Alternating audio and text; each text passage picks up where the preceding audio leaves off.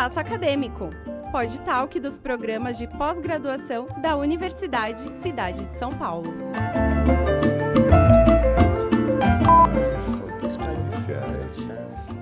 E aí? Muito bem, senhoras e senhores, muito bom dia, boa tarde, boa noite. Não importa o horário que você está ouvindo ou assistindo o nosso programa, o importante é que você está aqui e que você tenha a condição de aproveitar ao máximo as narrativas, as discussões que são propostas aqui no nosso espaço acadêmico, nosso Podtalk, de discussões sobre o ambiente universitário, sobre o ensino superior. E hoje eu tenho a honra de receber aqui no nosso espaço a professora Rosângela Paulino de Oliveira. Professora, seja muito bem-vinda.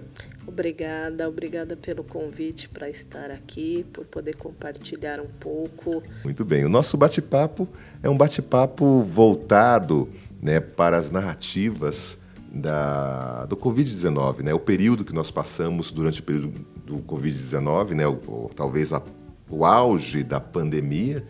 Claro que nós temos outros debates também, mas nessa série de 21 episódios, basicamente, esse é o nosso tema, essa é a nossa discussão. E para você que nos acompanha, tenho o prazer aqui de fazer a leitura do currículo da professora Rosângela. Então, a professora Rosângela é doutora em Ciências pela Pontifícia Universidade Católica de São Paulo e é graduada em Jornalismo. Atualmente é professora nos cursos de graduação em Jornalismo, Publicidade e Propaganda, Relações Públicas e Rádio, TV e Internet. Coordenou o curso de Jornalismo no ensino à distância. Ela foi a coordenadora dos cursos de pós-graduação também na área de jornalismo. Faz parte do Núcleo Docente Estruturante, o NDE, dos cursos de graduação de Jornalismo, Publicidade, Propaganda e Educação, e também atua com trabalhos externos à instituição. É militante do movimento negro, de mulheres e de comunidades tradicionais, onde atua na luta contra o racismo, homofobia, sexismo e formas correlatas de discriminação. Professora, uma grande honra recebê-la aqui. A honra é minha, o prazer é todo meu. Então vamos ao nosso bate-papo. Muito bem, professora.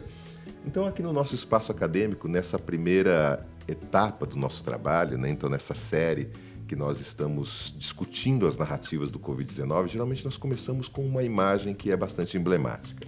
E hoje eu trouxe aqui uma matéria que foi publicada no jornal São Paulo agora, no domingo, dia 20 de junho de 2021.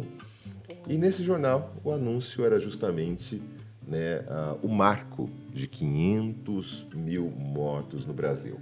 Então, o Brasil foi o segundo país a bater essa marca e não conseguiu conter a disseminação do Covid. Mesmo com a vacina, os avanços, o avanço das mortes foi algo que realmente chamou muito a atenção e que impactou a todos nós.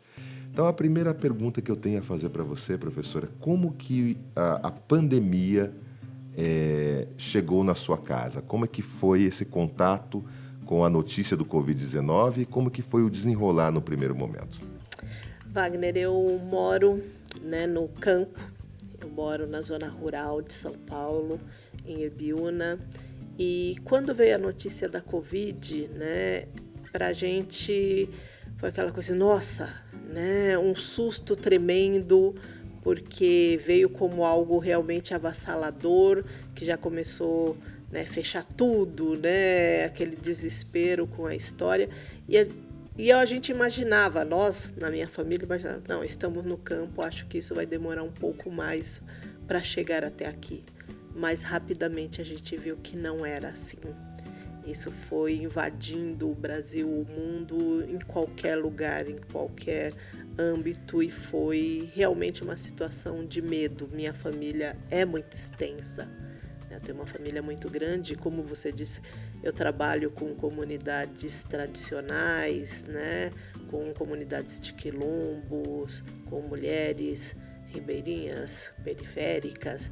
Então, além da família nuclear mesmo, nós tínhamos essa preocupação com essa família estendida, como é que essas comunidades ficariam, como é que elas reagiriam a tudo isso. Então foi um momento de tensão muito grande, muito grande. Infelizmente, rapidamente, nós vimos a Covid, nós, que eu digo, eu e família. Seu núcleo familiar. Nós vimos a Covid entrar pela porta da nossa casa muito rapidamente e foi anunciado em março. Em abril, nós já tivemos um tio que faleceu de Covid. E aí, naquela situação, né, que foi desesperadora, porque como era o primeiro momento da Covid, era aquela história de você ver na televisão o saco preto. Todo mundo ia para dentro daquele saco preto. Sem a possibilidade não podia de velar, velório. Não podia velar, não podia visitar, não podia absolutamente nada. Então foi uma situação de terror muito grande, porque era marido da minha tia, irmã da minha mãe, né? Com 40 anos de casado, os dois, e o marido sai, né, de casa, fica internado para fazer uma cirurgia, né, devido à diabetes. Ele amputou um membro inferior, e aí ela não podia visitar e de repente recebe a notícia da morte. E tudo não muito pôde, rápido. Tudo muito rápido, né? Tudo assim, questão de 1,5 semanas. E aí não pôde visitar, recebe a notícia da morte, não pôde velar, não pôde enterrar, não pôde nada disso. Então é um luto que até hoje está aí mal resolvido, né? Uma coisa mal resolvida para ela e para todos nós. E aí não foi o único. Depois a gente foi vendo outros, né? E nas minhas comunidades também a gente foi vendo outras pessoas indo também desta forma. E aí a televisão, né? Os meios de comunicação toda hora falando sobre isso. Então foi um período assim extremamente doloroso, assustador e de uma falta de algo que nos desse alguma esperança muito grande, porque ao mesmo tempo que a gente via assim, já tem uma vacina, as notícias não eram muito, né, reconfortantes, porque nós não tínhamos um estímulo governamental. Não vou entrar aqui nesse seara político todo, mas havia um processo de negacionismo muito grande por parte de esferas governamentais e não governamentais também. Então era desesperador isso. E isso refletiu na nossa sala de aula, isso refletiu na vida como um todo, né? Então foram momentos muito dolorosos e que não passaram ainda. Porque acho que um luto que você não vivencia, ele não passa, né? Ainda mais sendo de uma família de religião, né, de matriz africana.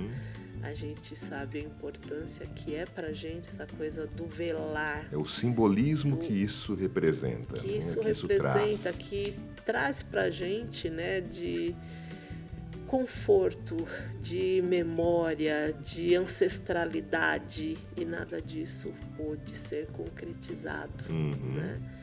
Então foram momentos muito dolorosos.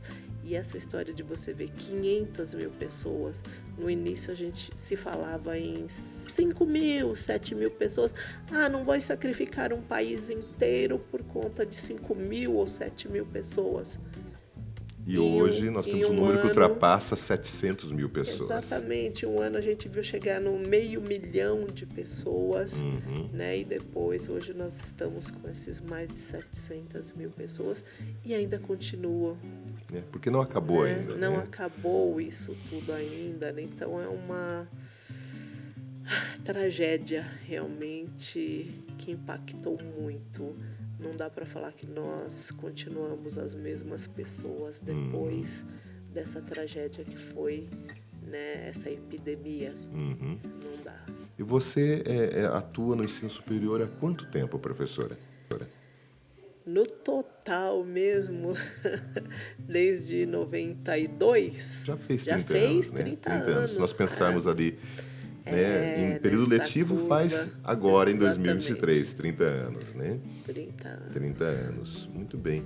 E nessa sua trajetória, em algum momento você imaginou que passaria por uma situação como essa, de ter que sair da sala de aula e transformar a sua casa em sala de aula? E você é uma professora que já trabalhou, né, com disciplinas da área da comunicação, como, por exemplo, disciplinas de mediação, entender, compreender né? Como é que foi essa coisa de compreender que você precisaria de um suporte comunicacional para mediar a sua aula, o seu contato com os alunos? Wagner, você não faz ideia de como isso foi impactante, porque assim, mesmo eu dando aula de EAD, foi diferente, né? Porque daí não era mais aquela questão das pessoas terem a opção de estarem ali naquele ambiente EAD, de estar fazendo um curso EAD, porque eu escolhi, porque eu quis, mas é essa questão da obrigatoriedade e, ao mesmo tempo, da necessidade de estar ali, porque senão você perdia o rumo de tudo na sua vida. Acho que tanto para o aluno quanto para a gente, né? E, ao mesmo tempo, esse desafio de você manter o aluno, a esperança, manter essa chama, né, esse desejo de continuar, acreditar no futuro, acreditar na educação dele, na formação dele, num momento tão incerto. E aí a gente tem que transformar a casa da gente realmente numa sala de aula, com tudo que as famílias têm. É criança, é cachorro. Falei que exatamente por eu morar no campo, né? Eu estava dando aula e era o galo cantando, a Angola correndo e gritando, o passarinho, aí criança que grita lá fora, o vizinho que põe música alta, né? Então você tem que lidar com tudo isso, né? E fazer todo mundo entrar nessa dinâmica de, olha, agora eu estou dando aula, e respeitar o espaço do outro também, que está tendo aula. Você colocar uma criança de 10 anos, 11 anos na frente do computador para estudar. Eu vi muito relato assim de pessoas, eu sabia ler, agora eu não sei mais, eu esqueci, meu filho esqueceu. Eu falei assim, como assim esqueceu? Mas não estudou durante a pandemia? Mas é diferente. E a gente viu isso com criança, mas vimos isso também com os adultos também. Com os adultos. Então, nossos alunos tiveram um desafio muito grande. E nós tivemos aquela história de... Eles queriam estar ali, mas ao mesmo tempo eles não tinham um ambiente que favorecesse isso. Quantas vezes a gente não estava estudando lá com eles, ele falou assim, fulano, tem alguém com o fone aberto, estou escutando a família, né? Então a família às vezes ria, a gente pedindo pizza e não sei o que, conversas, televisão ligada, TV, o barulho, cachorro, de pratos, né? à mesa. Desculpa. Ou às vezes a gente estava sozinho, demorou um tempo para que eles se adaptassem a essa história de estar diante da aula com o computador. Então a gente ficava... Muitos não abriram a câmera. Não abriam a câmera. Primeiro, porque estavam em casa, tinha esse ambiente da família toda estar ali, então não tinha um espaço único para isso, e nem a gente, né? É a criança passando, é um ou outro passando, então às vezes você não tinha esse ambiente próprio para isso. Então você ficava... A gente procurava um canto, mas o aluno às vezes não tinha isso. Então ficava de câmera fechada e ficava, fulano, tem alguém aí? Parecia, a gente brincou muito com isso, falando que parecia uma sessão espírita, né? Alô, alguém está me escutando? Tem alguém aí, né? Mas, por outro lado, a gente entendia essa dinâmica, né? Porque foi desafiadora para nós, mas foi muito mais desafiadora para eles. Então, esse processo educacional de você ter que reinventar as aulas, criar dinâmicas para que prendesse o aluno ali, mas não prender só para ter uma presença, mas para trazê-lo um pouco mais para esse mundo participativo, educativo. Foi um desafio. Fazer valer o processo de ensino e de aprendizagem. Fazer tudo isso valer e dar algum sentido para eles e para nós mesmos. Então, aquela coisa, né? Nós estamos acostumados com a sala de aula e aí você fica com dor no braço, dor não sei aonde. Foram muitas dores, mas... Não só as dores físicas, não é mesmo, professora? Mas também tensões, as tensões emocionais. Medos.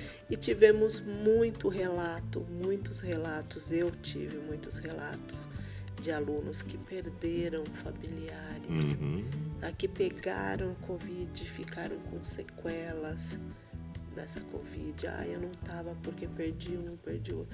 E aí você tem que, no meio disso tudo, respirar, né? E ser para o aluno, além do professor, você ser aquele que ouve o e que dá o ombro, dá a mão, dá tudo, que o aluno realmente Aliás, precisa. que os professores exerceram diversas funções nesse período, Sim, né? sim. Então, o professor, ele foi o professor, mas ele também foi a dona de casa, o dono de casa, o pai de família, a mãe de família, foi o psicólogo, foi o técnico de informática, né? Então, quantas foram as tarefas desenvolvidas nesse período? Para você, essa questão da tecnologia foi algo fácil? Olha, não foi fácil demais, mas também não tive muita dificuldade, exatamente por eu já dar aula há um tempo, né, no EAD, e aí a própria instituição disponibilizou ferramentas bem fáceis da gente lidar, e mesmo com toda essa história de fechando, dos fechamentos, tudo, tinha tutorial para a gente aprender a lidar com determinadas ferramentas que a gente usava. A gente ria muito porque os técnicos gravavam também de casa e mandava para a gente, né?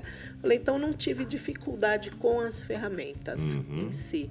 A dificuldade foi realmente respirar e entrar na sala quando você estava com os nervos em frangalhos, com todos os medos, com todas as angústias, e saber também o que o nosso aluno traria para a gente naquele dia.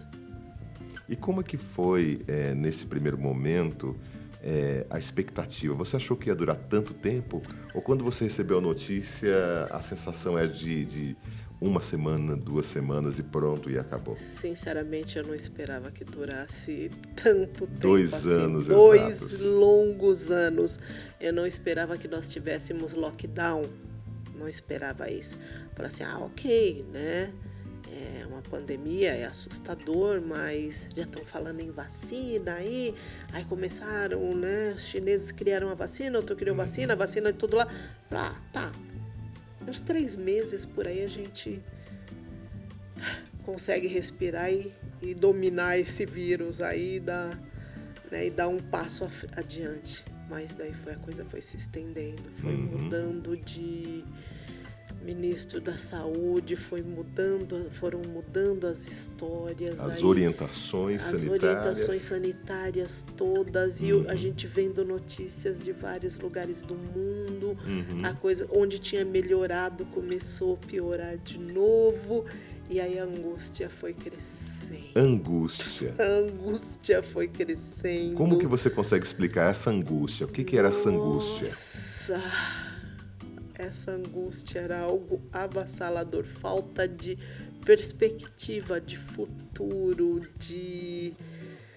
chegou o momento de uma insanidade, para dizer a verdade, sabe? Quando eu ainda morava, né, numa casa que tem quintal, que tem espaço, eu podia sair para fora, olhar para o céu, respirar, andar do lado de fora, tudo.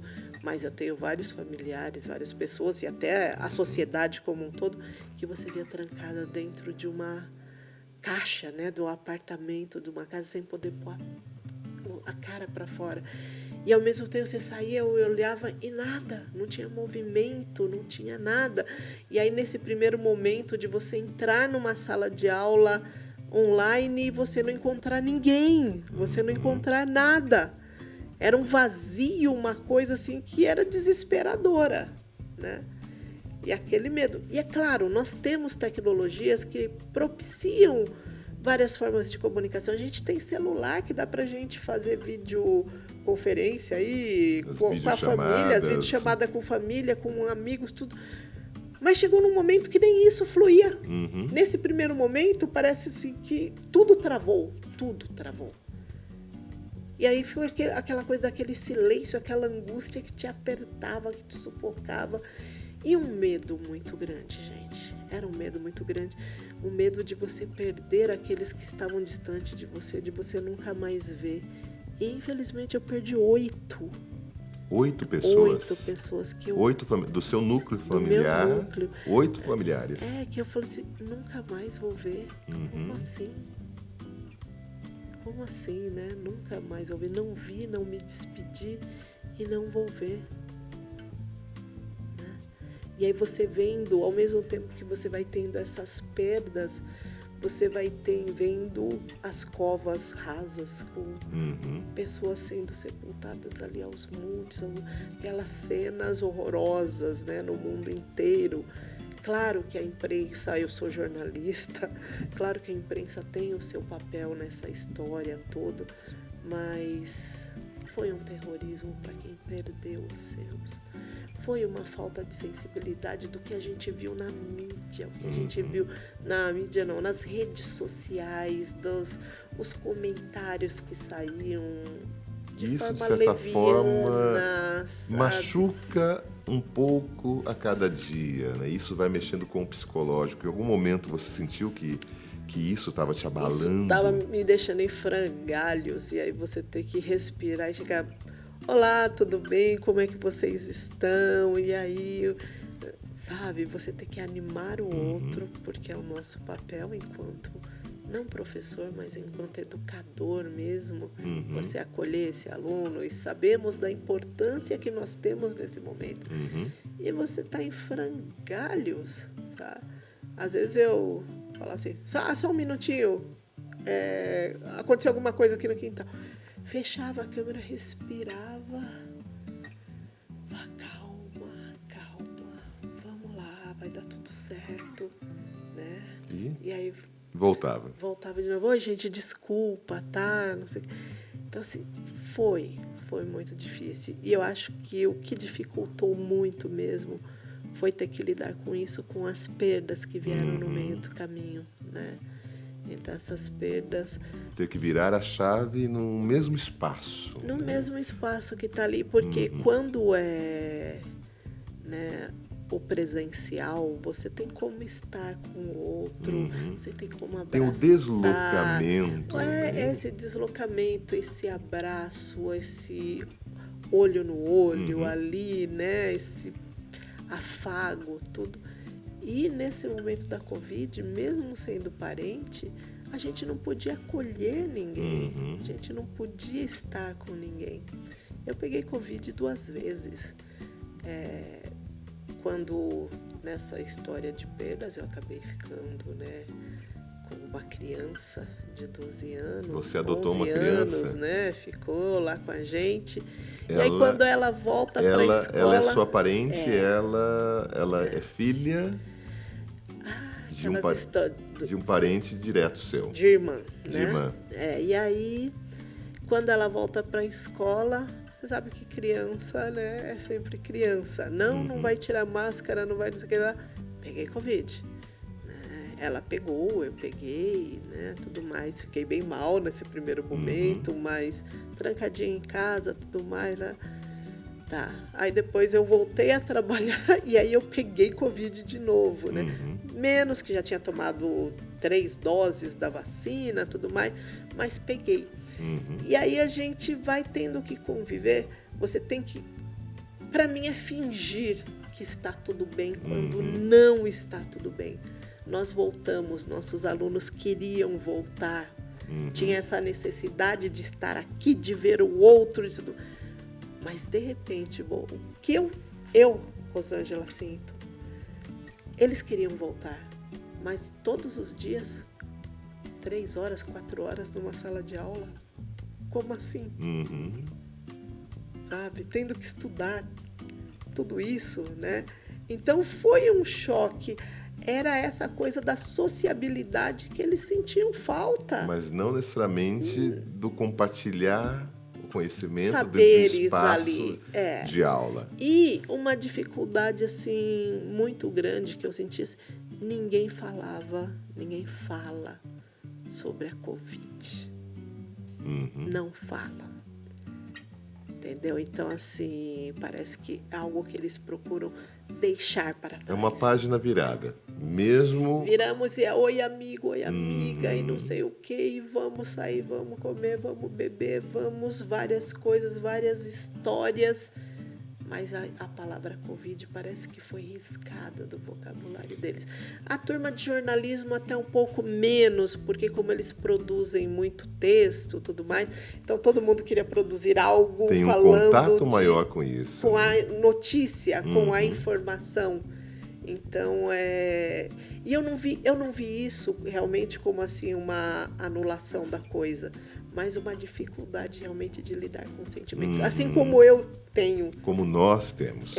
Até hoje tem momentos em que eu não quero falar. Tem pessoas que eu não quero falar, né? E fica aquela coisa essa angústia daquilo que não passou. Então a gente está tocando um barco sem ter realmente parado para refletir o que isso significou para nós, professores, para os nossos alunos, esse retorno. A gente tem toda essa sensibilidade da acolhida para eles, com eles, de ser escuta. Então você observa que esse retorno, neste retorno, houve um grau de dificuldade. Você, enquanto professora, pisar na sala de aula, a questão do contato com os alunos, eles voltaram mais amistosos, eles voltaram mais arredios, eles voltaram com a necessidade realmente do contato, ou você percebe um aumento do conflito, né, por exemplo, na relação grupal? Eu senti que há um conflito. Ao mesmo tempo que eles têm essa necessidade desse contato, desse grupal, parece que assim... Não todos, claro, mas muita gente meio perdido, sem saber se aproxima, se não, sobre o que conversar. Muito aluno, né, voltado para o seu celular, para o seu mundo ali. Muitos demoraram muito, né, para tirar a máscara. Nós temos alunos que estão ainda de máscaras hoje utilizam até a máscara. hoje, né, e não são poucos, são vários. Mas eu senti sim que teve aquela alegria do retorno, mas ao mesmo tempo um receio e uma dificuldade de conexão entre eles. É a minha sensação, né? Uma dificuldade de conexão. E aí várias vezes assim, vamos fazer uma atividade, não sei o quê. Pode fazer sozinho? O pode fazer sozinho. Que e sempre existiu. Os cursos da área da comunicação, para quem nos ouve, para quem nos assiste, são cursos que essencialmente trabalham, desenvolve-se trabalhos em equipes, né? Então, é muito comum trabalhos com 5, 6 pessoas, então, que demanda essa questão do contato, não é mesmo, professora? Exatamente, a gente sempre trabalha e a gente estimula, né, essa questão das agências, deles formarem agências de comunicação, seja as assessorias de relações públicas, as agências de notícias. De notícia, né? De publicidade. As produtoras em rádio e TV. Exatamente. Então, assim, sempre trabalhar, até como uma forma deles resolverem conflitos. Olha, você trabalha? Você gosta de todo mundo com quem você trabalha? Não. Eu falei, e você vai pedir conta por causa disso? Não, né? Então, como é que a gente resolve esses conflitos? Então, vamos trabalhar nas nossas agências e tentar resolver os conflitos, as diferenças que a gente tem com o outro. À distância, esse conflito existiu também? Existiu. Por incrível que pareça. Uma das orientações que nós tivemos é que a gente pudesse também desenvolver atividades em grupo com eles, né? Então, assim, atividades simples, mas que eles pudessem fazer algumas atividades para que eles tivessem contato com o outro. Então, as aulas ali no próprio ambiente, né, virtual que nós trabalhávamos, tinha uma ferramenta para a gente dividi-los em salas grupos, de aula, em grupos. E muita gente escapava do grupo. Caí, e voltava para a sala. E aí, professora, eu tenho que ficar mesmo naquele grupo? Eu não posso fazer sozinho? Então, tinha essa questão dessa dificuldade deles lidarem com esses desafios, mesmo no online. Aí, entre nós professores, às vezes a gente conversava, né, e falava assim, nossa, não mudou nada, né? O mesmo aluno do presencial, ele trouxe toda a bagagem para o virtual. E eles continuam com essa dificuldade de lidar. Mas, ao mesmo tempo, também colhemos coisas muito boas. Muito boas. Alunos que realmente produziram coisas por estar em casa, através de dinâmicas assim, né? Criamos lá um olhar pela janela, né? De estimulá-los a produzir a partir do que eles estavam vendo da janela, do ambiente onde eles estavam. E saíram narrativas incríveis. Muito bom. Muito boas. Falei, então, teve suas pedras, mas também teve os seus louros.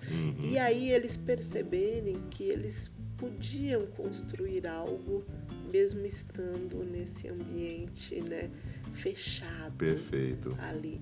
Então a criatividade foi muito importante.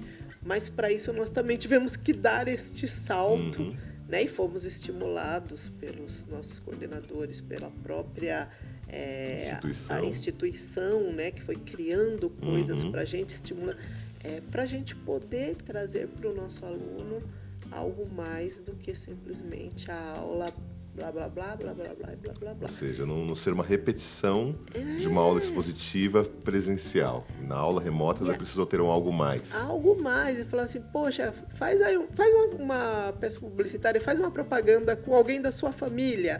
Né? E a pessoa fala, é sério? É sério. Com quem? Quem você achar que é legal. Pode ser meu irmãozinho? Pode, não sei. E aí o irmãozinho, putz, aí o pai e a mãe queria ver o resultado e não sei o quê. E aí poder falar, mas eu não estou enxergando nada. Fala sobre esse nada, o que é esse nada? Então, assim, e isso ao mesmo tempo que estimulou o aluno, estimulava a gente também, porque motivava a continuidade. O retorno era muito bom. Então, nós tivemos, sim, problemas de salas totalmente esvaziadas. E aí, conforme você estimulava os alunos, teve uma atividade onde valia ponto. Falei, valia a sua presença e o seu olhar, né? Aí eles voltavam, começaram a voltar, né? Falei, então teve seus altos e baixos, mas nós não perdemos o nosso aluno. E quando eles voltaram para a sala de aula no presencial, aquela coisa, professora, que bom ver a senhora de verdade, né? E o John e o Lennon, que eu punha sempre dois bonequinhos, dois jacarezinhos, que eu chamava eles de John e Lennon. E falei assim, olha, quando eu voltar para a sala de aula, eu vou apresentar ele para vocês. E apresentei o John e o Lennon para eles. E ele assim, lembra de mim, eu que escrevi tal coisa, lembra de mim, eu que falei tal coisa. Muitas vezes pelo chat, né? Porque não necessariamente pela câmera aberta ou pelo áudio aberto. Exatamente, assim. E como isso? Pô, minha mãe achou a aula super legal. Meu pai ficava todo dia lá no cantinho, escutando as aulas de vocês, dos outros professores. Né? Meu avô perguntou assim, se um dia ele pode vir aqui no presencial, porque ele ficava lá na aula. Aprendendo junto. E às vezes ele falava assim, eu sumia da aula, mas meu avô ficava lá. Aí se tinha alguma pergunta, alguma coisa, meu avô me chamava, sabe? Então, a aula foi interessante, essa dinâmica foi interessante, porque eles envolveram, de alguma forma, também a família. Porque a família também estava ali reclusa dentro desse... Exatamente. Né, desses desafios todos que era essa convivência. Então, já que eu não posso ligar a televisão, eu vou participar da sua aula, eu vou ouvir a sua aula. Professora, são muitas as perguntas, nosso tempo é curtíssimo. Então, para poder fechar, né, eu quero deixar aqui 2 questionamentos. Né? Então, o primeiro questionamento. O novo normal chegou. O que vai ser daqui para frente? E número 2, a pandemia se transformou? Posso começar pela segunda? Pode. A pandemia me transformou e muito, muito. Eu creio que a pandemia me deu uma perspectiva assim, de que a vida é mais curta do que eu imagino e que eu tenho que viver e dar valor a esse hoje. E eu tenho me doado gradativamente, assim, com o que eu tenho de melhor a cada dia. Por mais desafiante que isso seja. Então, eu chego com essa na sala de aula, levanto com essa coisa, né, de que vamos viver hoje. Vamos viver hoje. E aí, esse hoje, para mim, é transformador. E ao mesmo tempo me transformou numa pessoa muito mais quieta, muito mais contemplativa, com dores no corpo que eu jamais imaginei sentir. Falei, nossa, como me deixou marcas essa pandemia. Marcas no corpo, marcas na mente, no espírito, né? Me desafiou muito. E esse novo normal, eu não sei se nós temos um novo normal. Eu não sei ainda o que é isso. Eu sei que é cada dia, um dia, cada hora, uma hora, e nós temos que seguir Eu ainda não consegui gestar o que é isso na minha cabeça, esse novo normal ainda não entrou, porque parece que em alguns momentos, em algumas situações, nós apagamos a pandemia. Então, assim, que novo é esse? E ela continua presente. E ela continua. E é aquilo que eu falei, nós não refletimos sobre isso, o que isso causou na nossa vida. As marcas que isso deixaram. Porque quem ficou internado, entubado e que perdeu pessoas, não tem como continuar caminhando sem sentir nada. Somos humanos. Somos humanos. Somos humanos. E isso não vai se apagar da nossa história, da nossa mente. Não vai. Professora Rosângela Paulino de Oliveira, meu muito obrigado. Eu que agradeço por estar aqui imensamente. conosco, né, no nosso espaço acadêmico, para essa discussão tão importante. Resgatar assuntos tão dolorosos, tão cheios de experiências de dor, mas tão importantes para que esse trabalho seja representativo. Muito obrigado. Eu agradeço imensamente, porque é essa força, é essa sinergia que faz com que a gente acredite que vale a pena, né? Nós estamos juntos, nós temos, que bom, um corpo docente, coordenadores que nos acolhem tão bem e que sabem entender quando a gente está nessa fragilidade, nessa necessidade de um respiro. Então, assim, agradeço imensamente. E poder falar um pouco sobre isso também é bom, renova as forças também. Obrigada. Muito obrigado, senhoras e senhores. Professora Rosângela Paulino de Oliveira. E chegamos ao final de mais um Espaço Acadêmico. Eu quero agradecer a sua presença, a sua participação aqui conosco, que os assuntos realmente possam nos levar a reflexões maiores. Nesse momento, eu quero mandar aqui o nosso tradicional abraço.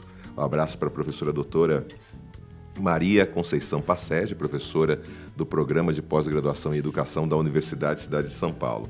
E também quero agradecer o apoio do Programa de Pós-Graduação em Educação da Universidade Cidade de São Paulo e também a FAPESP, que por meio do projeto Implementação de Políticas Educacionais e Desigualdades frente aos contextos de pandemia pelo Covid-19, tem contribuído na execução dessa atividade. Um meu grande abraço a cada um de vocês e espero vê-los novamente no nosso próximo Espaço Acadêmico. Até lá!